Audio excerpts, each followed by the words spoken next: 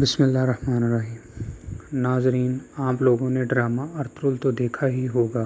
جو اس میں شہر حلب دکھایا گیا ہے، وہ حلب جس سے کائی قبیلہ زمین مانگتا ہے، آج ہم آپ کو اس کے عروج اور زوال کے بارے میں بتائیں گے۔ حلب کاروبار کا مرکز تھا۔ یہاں پر ریشمی اور سوتی کپڑے کا کام ہوتا تھا، اور جو بھی قافلہ بغداد جاتا اسی رستے سے ہو کے جاتا تھا، اور تاریخی حوالوں کے مطابق اسی شہر کو حلب ابراہیم کہا جاتا ہے۔ حضرت ابراہیم علیہ السلام کا یہ نام بکریوں کے دودھ سے لوگوں کی خدمت کرنے کی وجہ سے پڑا تھا۔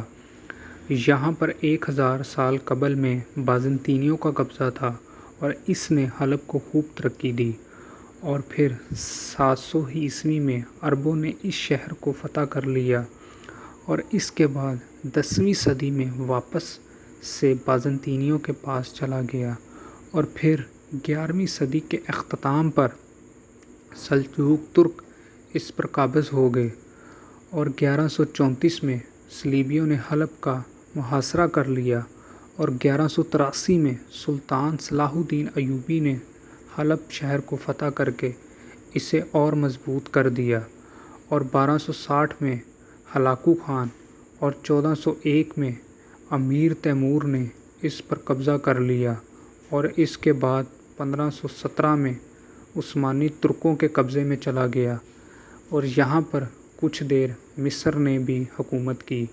حلب شہر کا شمار دنیا کے خوبصورت شہروں میں ہوتا تھا، اور اس کے بازاروں کی چھتیں لکڑی سے بنی ہوئی تھیں۔ حلب کے بازار خوبصورت اور گلیاں پتھروں کا نیٹ ورک تھی، جو اب کھنڈر بن چکی ہیں کیونکہ یہ 2012 کی آگ میں جل گئی تھیں۔ کسی زمانے میں یہاں کا آئینہ بہت مشہور تھا۔ حلب شہر 5000 سال سے آباد ہے۔ یہ آبادی کے لحاظ سے شام کا سب سے بڑا شہر تھا۔ یہ شام کے گنجان آباد صوبے کے ہم نام کا دارالحکومت ہے، اور یہ ترکی کے سرحد سے 45 کلومیٹر دور ہے۔ مارچ 2011 میں شروع ہونے والی خانہ جنگی سے پہلے حلب کی آبادی 20 لاکھ کے پاس پہنچ چکی تھی۔ شام میں پچھلے 45 سال سے اسد خاندان کی حکومت ہے۔ اسد کے والد حافظ الاسد 60 کی دہائی میں شام کی فضائیہ کو سربراہ اور وزیر دفاع رہ چکے تھے، اور شام میں جاری سیاسی کشیدگی اور بار بار فوج کی بغاوت سے فائدہ اٹھا کر 1970 میں اقتدار سنبھال لیا۔ حافظ الاسد کی وفات کے بعد اس کا بیٹا اسد 2000 میں شام کا صدر بنا۔ مارچ 2011 میں شام کے شہر دارالحکومت میں حکومت مخالف ریلیاں نکلیں، اور یہ کچھ ہی دنوں میں شام کے بڑے بڑے شہروں میں پھیل گئیں۔ ان سب کو روکنے کے لیے حکومت نے سخت فیصلے کیے۔ اسد کی حامی فوج نے ریلی کے لوگوں پر گولیاں اور بمباری کر دی۔ اس خانہ جنگی سے مغرب نے شام کے اندر ایک باغیوں کی فوج بنائی، اور اس باغیوں کی فوج نے شامی فوج کی چوکیوں پر حملے کرنا شروع کر دیے، اور اسی طرح کا کچھ حال حلب میں تھا۔ اور جب حلب میں بھی اسد کی حامی فوج نے لوگوں پر گولیاں اور بمباری کی تو اس کی مد میں بے شمار لوگ مارے گئے، تو اس کے بعد باغی تنظیموں نے حلب کا رخ اختیار کر لیا۔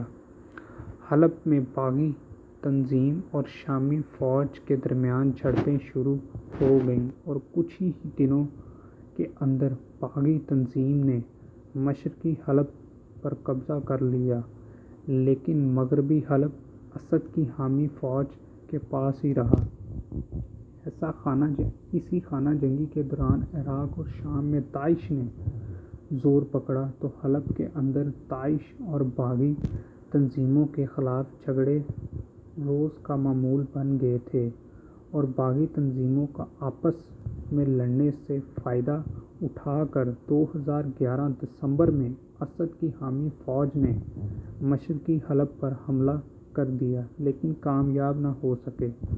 لیکن 2012 کے آغاز میں باغی تنظیموں نے متحد ہو کر داعش کو حلب سے باہر پھینک دیا۔ اسی خانہ جنگی میں روس اور ایران بھی شامل ہو گئے۔ وہ خانہ جنگی آج بھی جاری ہے اور اس خانہ جنگی کے دوران 15 لاکھ سے زیادہ لوگ اپنے شہر سے بے دخل ہوئے اور ہزاروں کی تعداد میں لوگ مارے، اور اسی وجہ سے حلب آج کھنڈرات کا منظر پیش کر رہا ہے اور حلب لہو لہو بھی ہے۔ اور اسی کے ساتھ ہماری آج کی ویڈیو کا اختتام ہوتا ہے، اور اگر آپ کو میری آج کی ویڈیو اچھی لگی ہو تو چینل کو سبسکرائب کریں اور ویڈیو کو لائک اور شیئر کریں تاکہ آنے والی ویڈیوز بھی آپ تک پہنچ سکے۔ شکریہ۔